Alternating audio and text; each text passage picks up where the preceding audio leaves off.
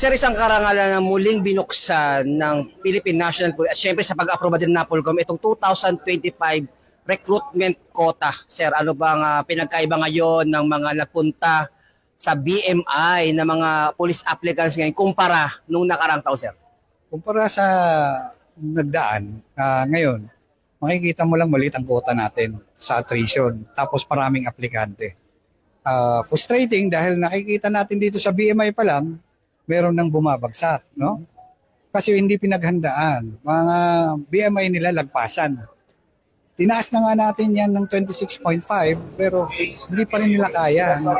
Maabot pa rin sila ng 27, 28. So useless ang application ng isang bata kung hindi pinaghahandaan na dapat isang taon pa lang bago ang application, nagbawas ka na. So sir, yung po bang mag-fail dito sa BMI dito, katulad po ngayon, kabubukas lang po ngayon yung regular quota na 2,000, pwede ba sila mag-apply sa regular quota, sir? Pwede silang mag-apply sa regular quota. Ang problema mo, kung halimbawa sa BMI mo, ang result mo is 28 or 29, ang passing natin is 26.5. Alam mo ba kung ilang kilo yun? Ang equivalent ng sobrang 2 points?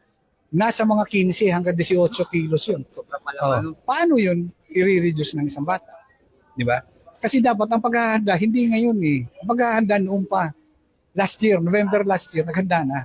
So sa ating, alam natin kay Sir Delgado, Atty. Delgado, ano ba talaga sir yung pinakamabisang paraan bago sumabak sa PNP recruitment o pag-apply sa police ng paghahanda, sir? Ilang months na dapat sir palagi, sir? Parati nating ini-insist yan. 1 year. Minimum yan. Kasi dito, kanina, may in-interview na naman ako. Pangatlo na niya, bumabagsak pa rin siya sa agility. Same, takbo. So, useless yan. Kasi sabi ko sa kanya, failed ka na naman sa takbo ngayon. Kasi sigurado ako, hindi nag-practice. Yun ang problema nila. Kasi hindi naghahanda eh. Ang iniisip nila dito, makapasok lang. Nagsiset na makapasok. Hindi nagsiset na i-prepare ang sarili. Doon nagkakaproblema. So sir, meron ba tayong estimated na o-taking ng attrition at saka regular quota o sabay sila? Pipilitin namin isabay. Pero sa attrition, nakatarget kami ng December 19. 19, sir. December 19. So, hopefully, kung kakayanin naman sa proseso natin, dahil maliliit lang naman yung quota natin, depende kasi, depende sa application, no? Posibleng makuha namin, matap namin by December 19. Ngayon, ang isa pang issue na inaano ko, last year problema natin to. Marami tayong aplikante rito na hindi taga rito sa Metro Manila. Pag tinanong mo, ilang buwan pa lang, tatlong buwan pa lang dito, tinanong mo, nasa ng Smoky Mountain, hindi alam. Tinanong mo kung saan ang Tondo, hindi alam. Pag naging pulis ka, paano ka pupunta doon? Paano kung doon ka na-assign? Di ba? Paano mo hahabulin ng isang magnanakaw na hindi mo alam yung mga daan? Yun dapat ang iniisip ng mga bata.